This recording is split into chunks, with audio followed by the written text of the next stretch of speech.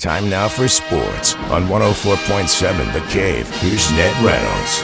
Mike, the intern, Ned Reynolds in the studio, back together again. The bracket, well, maybe not set just yet. You got to fill yours out, but we know who's going to be in the NCAA tournament. It pretty much went the way I expected it to in both genders, the men and the women, and the top seeds are really certainly deserving. UCLA with the ladies and Duke with the men. Duke and Auburn are sharing the number one seeds. But the fact of the matter remains that it's a pretty doggone good field, and it presents a lot of opportunities. And it also presents down the line a little bit some really interesting matchups. In the West, for instance, where Florida is the number one seed, down it's number 6 and 11. The 6th seed against the 11th seed happens to be Drake from the Missouri Valley Conference against Mizzou.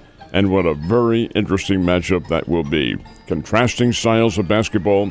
Here's Drake, which is a bit of a Cinderella team, with the new coach McCollum coming over from Northwest Missouri State, where he brought almost his entire team with him, which includes a couple of kids from down here.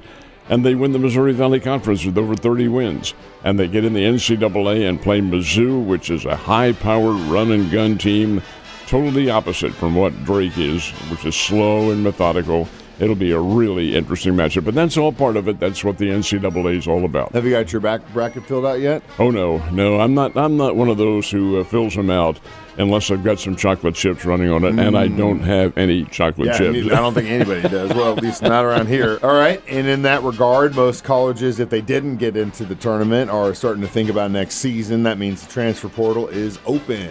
It is indeed, and at the moment, the Bears apparently, and this is Missouri State we're talking about, are losing 2 players. That's as of now. And once the window for the transfer portal is open, it'll be open for about a month. There may be some more. Des White from Jefferson City, Helias, is going to enter the transfer portal. This will be he'll be seeking his 3rd college. He's already been to Missouri State, obviously, and Austin Peay. He transferred up here from Clarksville, Tennessee. He's from Jeff City, but now he's seeking his 3rd school. Well, that may be a red flag, but we'll see. And the 6'3" freshman, Mekhi Valentine from Monell, Pennsylvania, who is a product of Link Year Prep down in Branson, up here for 1 year. He, I guess, decided he didn't get enough time, or whatever the circumstance. Those 2 are in the transfer portal now, and we'll see how many others follow, if any more do. Last but not least, among the tournament matchups, there are some pretty intriguing games, obviously. That usually happens when you have so many colleges playing each other. What are some of yours? Well, first of all, the Lady Bears did not make the NCAA field, but they did make what's now called the WBIT. It's the old NIT for the women.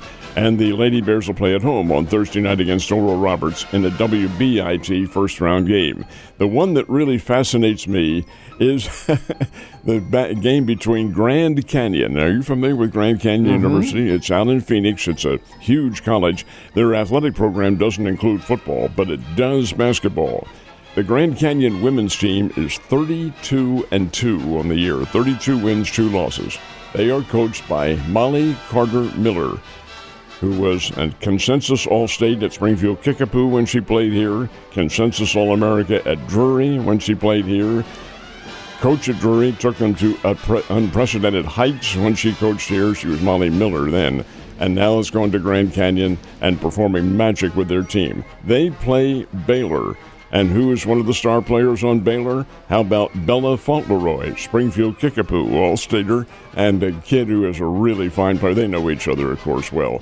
That'll be, I think, an extremely interesting NCAA tournament matchup. That's just one of the games. There are many of them that really ring solidly on the scale with both men and women. Are you the type of guy that wishes you had like 4 TV screens in your living room so you could watch it all at the same time? Could you do that? Do you like that? Or are you like, no, just pick one, damn it, and we'll focus on that? Just to focus on the one is what I do. I pick out one in particular that's a key matchup, in my opinion, and watch it from there. Well, again, it's real favorite tournament of mine, and during the year, it's kind of hard to keep up with all the college basketball. That's why I love this part of the year so much. It's a lot easier to focus. So, Tournament Players Championships went down in Florida.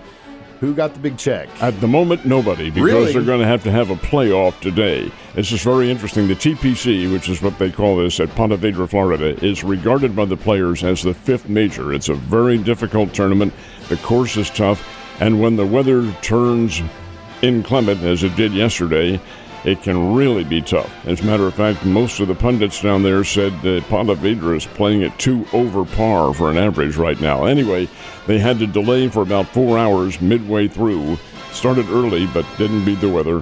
Had a 4-hour delay, and then when it ended in a tie. Rory McIlroy gave up a 3-stroke lead on the back nine, ended up tied with J.J. Spahn. Now, under the new way the PGA is operating now, when they tee it up this morning, and it could be in the next couple of hours or so that they do this, they play 3 holes, 16, 17, and 18, and the aggregate score wins after 3. If there's still tie after that, then they go to sudden death. But at the moment, they'll play at 3 holes, 16, 17, 18 at Ponte Vedra. And indeed, we'll see what happens with the TPC. It's a big prize, over $3 million. There are some local congratulations we should be giving this morning to a couple teams in the prep area. Classes 1, 2, and 3 had their state basketball championships in Columbia this weekend. How about these kids from Chadwick? Chadwick is located a little bit south of Sparta in Christian County, small town. Their boys team successfully defended their state championship. They were the state champs in 04. They are the state champs in 05. They're a very, very good young team. And their girls team is the state championship. It's not unique. It has happened before, but both the boys and the girls from Chadwick are the state champions. How about the kids from Fair Grove? The Lady Eagles from Fair Grove, they win the state championship. It's only the 3rd straight year they have won the state championship. Fair Grove Lady Eagles with some very big wins. And the team from Skyline, the Skyline Lady Tigers, they win their 2nd state championship in a row.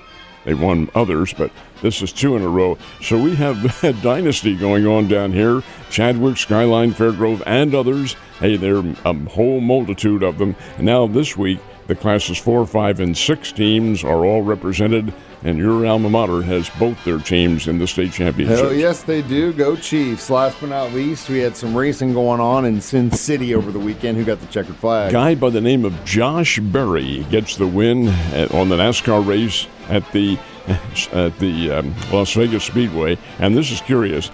Berry is virtual unknown. 34 years old, a guy who wins his very first ever NASCAR event.